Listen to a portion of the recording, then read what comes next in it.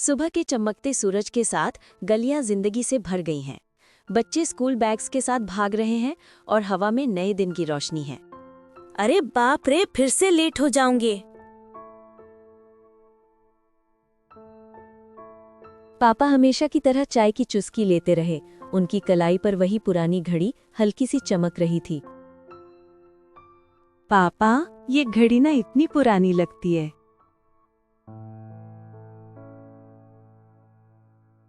पापा बस हल्का सा मुस्कुराए, जैसे उस घड़ी में कोई राज छुपा हो। देख लेना, सब मजाक उड़ाएंगे इसको देखकर।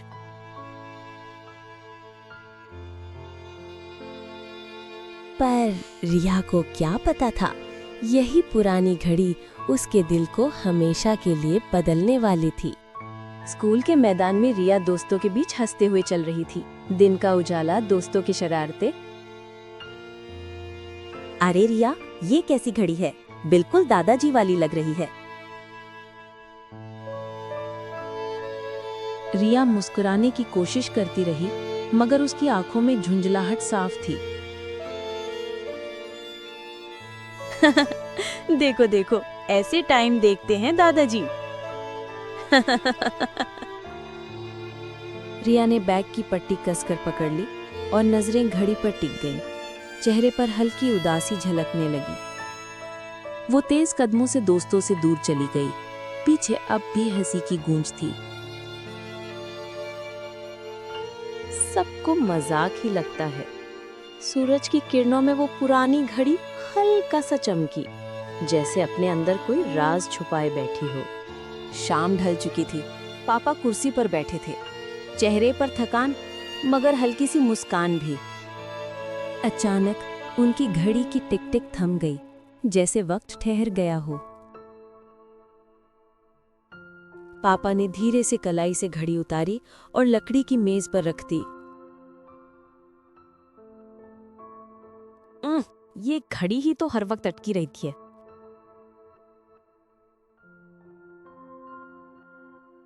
पापा उस रुकी हुई घड़ी को देखते रहे, हल्की मुस्कान और एक भारी सांस। वो धीरे धीरे उठे और कमरे की ओर चल दिए, मेज पर घड़ी यूं ही छोड़कर। रिया की नजर अनायास उस घड़ी पर जा टिकी। चिड़चिड़ापन अब थोड़ी सी जिज्ञासा में बदल रहा था। वो पुरानी घड़ी मेज पर चमक रही थी, जैसे उसमें कोई अनकही कहानी छुपी हो, जो रिया को अब जाननी ही थी। रात गहरी हो चुकी थी। रिया अकेली बैठी थी, मेज पर रखी घड़ी को देखती, मन में हिचकिचाहट और सवाल। उसका हाथ धीरे धीरे घड़ी की ओर बढ़ा, उंगलियां ठिठकी, फिर मजबूती से पकड़ लिया। रिया ने घड़ी को करीब से देखा। उस पर पड़े खरोंच, पुरानी गियर, सब जैसे कोई राज छुपाए बैठे हों। अचानक उसकी नजर घड़ी की पिछली प्लेट पर एक छोटे से असमान गैप पर पड़ी। रिया ने धीरे से एक हेयरपिन से प्लेट को दबाया और क्लिक, घड़ी का ढक्कन खुल गया। अंदर चमकते गियर थे, लेकिन उनके बीच से एक नन्हा मुड़ा हुआ कागज झांक रहा था। रिया की आंखें फैल गईं। उनकी पुतलियों में उस कागज की परछाई चमक रही थी। उसने कांपते हाथों से धीरे धीरे कागज को बाहर निकाला। हवा जैसे ठहर गई थी। रिया ने कांपते हाथों से उस कागज को खोला। उसकी हल्की चरमराहट, जैसे कोई राज खुलने वाला हो। कागज पर लिखे शब्द सुनहरी रोशनी में चमक रहे थे। मेरे बेटे के लिए प्यार से, बाबा। समय जैसे पीछे लौट आया। बरामदे में अरविंद अपने पिताजी के साथ बैठे थे, डूबते सूरज की रोशनी और पुरानी यादों की महक। सफेद कुर्ता पायजामा पहने दादाजी अपने कांपते हाथों से कागज पर धीरे धीरे शब्द लिख रहे थे, हर अक्षर जैसे आशीर्वाद।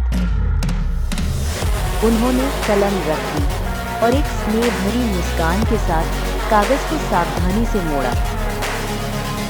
लकड़ी की मेज पर रखी वही पुरानी घड़ी दादाजी ने धीरे से उठाई और उसका पिछला ढक्कन खोला। उन्होंने वो छोटा सा मुड़ा हुआ कागज घड़ी के भीतर रख दिया और क्लिक की आवाज के साथ उसे बंद कर दिया।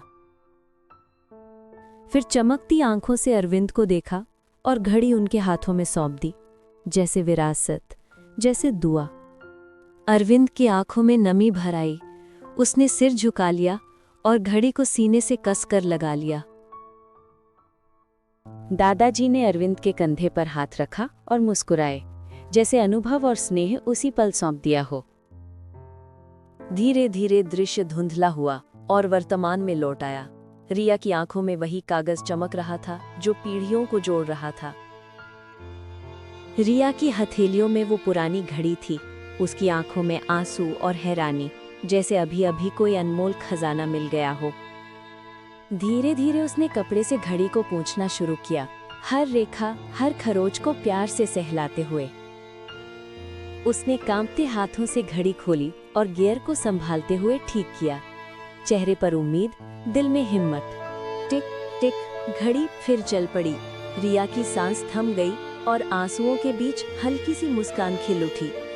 उसने चलती हुई घड़ी को सीने से लगा लिया, आंखें बंद करके, जैसे पीढ़ियों का प्यार अपने दिल में समेट लिया हो। कमरे की गर्म रोशनी में घड़ी चमक उठी, जैसे उम्मीद और रिश्ते फिर से जिंदा हो गए हों। सुबह की सुनहरी किरणें कमरे में उतर रही थीं। पापा धीरे धीरे अंदर आए। चेहरे पर थकान थी, मगर आंखों में हमेशा की तरह गर्माहट। मेज पर रखी घड़ी अब साफ सुथरी चमक रही थी और टिक टिक फिर से गूंज रही थी। पापा की आंखें आश्चर्य से चौड़ी हो गईं। उन्होंने धीरे से घड़ी उठाई, जैसे कोई नाजुक खजाना हो। कांपते हाथों में वो टिक टिक दिल की धड़कन सी सुनाई दे रही थी।